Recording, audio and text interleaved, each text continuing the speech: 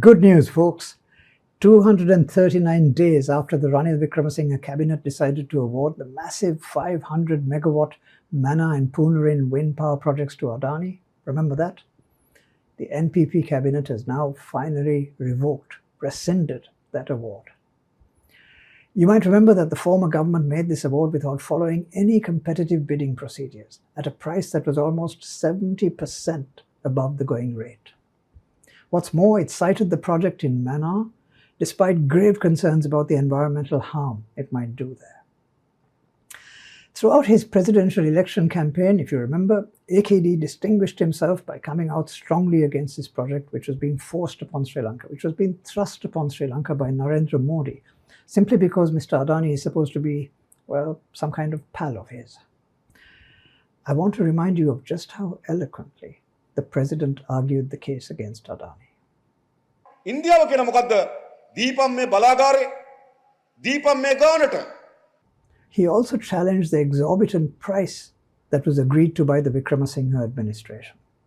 India wa Adani sulang walin viduli hadanawa India no aanduwata denne $3.5 අපිට දෙන්නේ 8.2. ඉන්දියාවේ Adani tender වලින් ගන්න වෙන්නේ. ලංකාවේ වගේ නෙවෙයි. AKD even asked why a foreign company should be allowed to come here, generate power from Sri Lanka's sovereign wind resource, and then take the winnings out of the country. What's the difference between that and simply importing the oil? Good point. Listen. අපිට විකුණන රුපියල් වලින් රුපියල් ලාභය dollar කරලා ගෙනියනවා. ඉතින් තෙල් ගෙනලා විදුලිය හදුවත් එකයි. හුලං වලින් විදුලිය හදලා ඩොලර් අරගෙන ගියත් එකයි. රනිල් වික්‍රමසිංහගේ සලස්ම. ආයෝජන එන්න ඕනේ නැහැ රුපියල් වලින් බිස්නස් කරන්න. ලංකාවට ආයෝජන වුණා ඩොලර් වලින් බිස්නස් කරන්න. But rather than just criticize the former government, AKD also presented the solution. මොකද කරන්න ඕන අපි?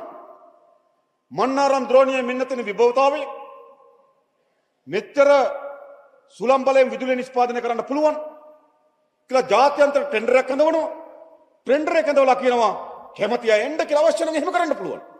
හැබැයි අත යටින් ඒක දෙනවා අදානිට. In other words, the president committed to purchase wind power the proper way, through an open, transparent, competitive bidding process, what we call the tender process.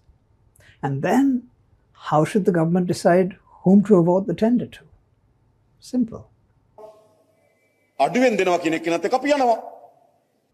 It couldn't be simpler, could it? That obviously is what the NPP government is now committed to delivering.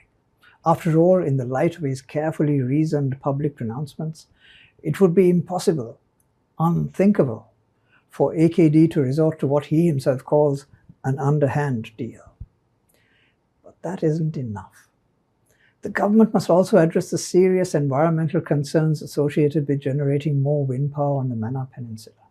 It must listen to the local community and to the NGOs like the Wildlife and Nature Protection Society and the Environmental Foundation and take their concerns into consideration.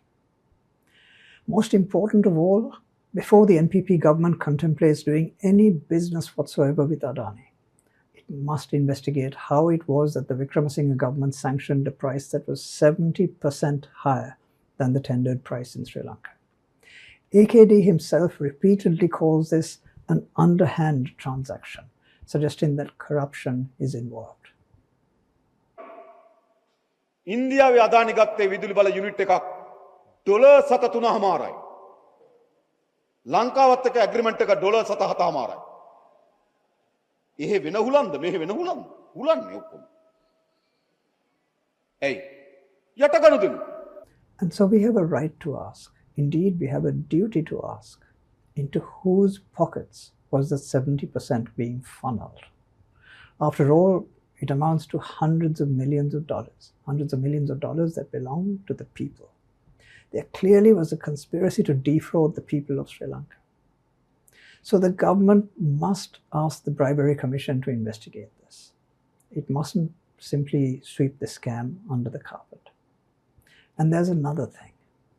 The price of 8.26 US cents that Ranil Wickremesinghe committed to was negotiated and recommended by the then Minister of Power and Energy, the then Secretary of that ministry, the then chairman of the CEB and the Sustainable Energy Authority, and 2 committees made up of top officials, the project committee and the cabinet-appointed negotiating committee. What was their role in all of this? Some of those people are still in service. What's more, of the 9 members of the project committee, 1 resigned and 4 others apparently refused to sign the final report. Can you believe that? Only 3 of the 9 members ended up signing the report. What on earth was going on here? These are all matters for the Bribery Commission to look into. Anyway, all that lies in the future. For now, it's time to be grateful that AKD kept his promise to the people of Sri Lanka. For once, a government has kept to its promises. It's a great start. I'm going to leave it there and go off and celebrate with my environmental friends. See you next time. And again, thank you, Mr. President.